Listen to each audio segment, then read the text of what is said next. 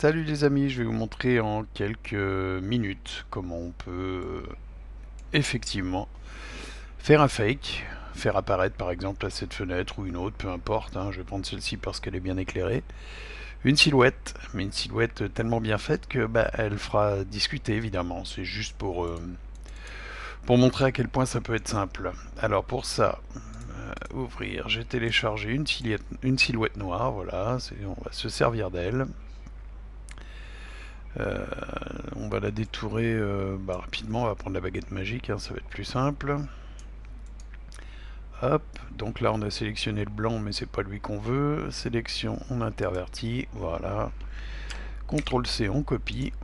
CTRL V, on colle. Voilà, notre silhouette est ici.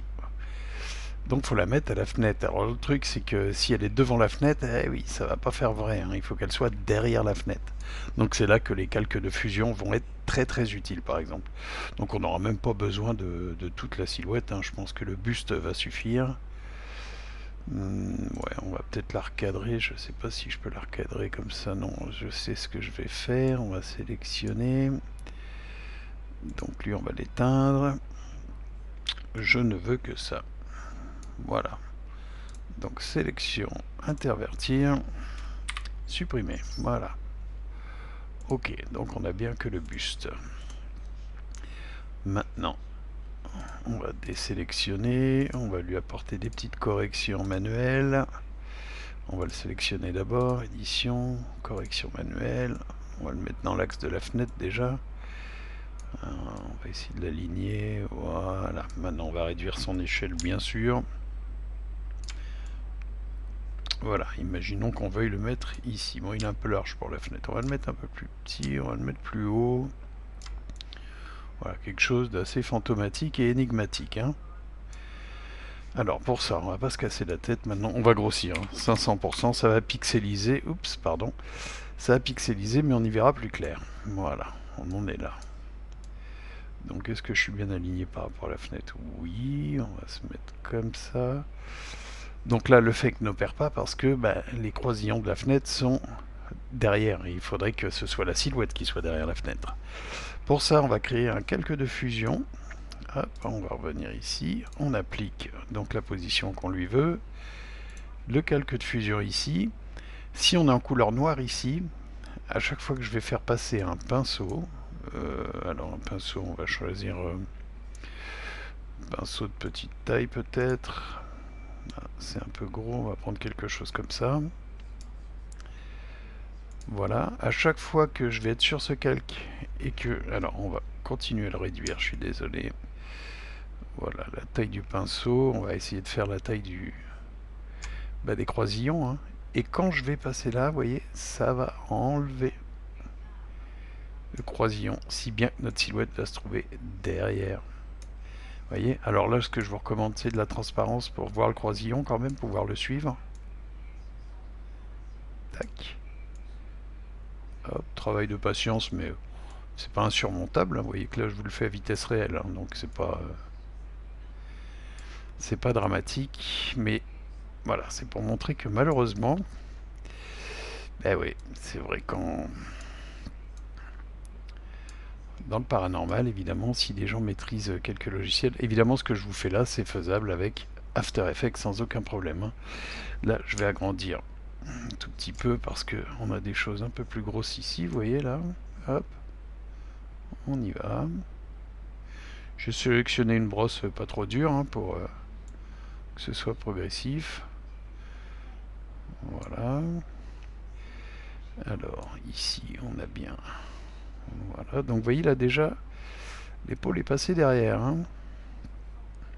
Oh, vous allez comprendre à la fin, parce que là en plus il y a de la transparence qui est appliquée, ce qui sera évidemment pas le cas à la fin de tout ça. Hop. Vous voyez, notre silhouette est passée derrière maintenant, elle est plus devant. D'accord? Là, si je rapplique toute la transparence, voilà, on a une silhouette qui est derrière. Désolé. Donc ici, on est un petit peu violent. Ce qu'on peut faire, c'est peut-être un petit flou. Alors, filtre atténuation, on va mettre un flou gaussien. Hop, bon, là, il est un peu trop violent quand même, hein. il faut quand même que ce soit une silhouette. Voilà, quelque chose comme ça, vous voyez. Là, on est grossi à 500%, je vous rappelle. Tac. Donc, vous voyez, notre silhouette est bien passée derrière la fenêtre maintenant. Et là, évidemment, ça peut être confondant, c'est clair. Si je ramène ça à la taille que vous l'aviez au début, c'est-à-dire 66%, eh oui, on a bien une silhouette ici, vous voyez.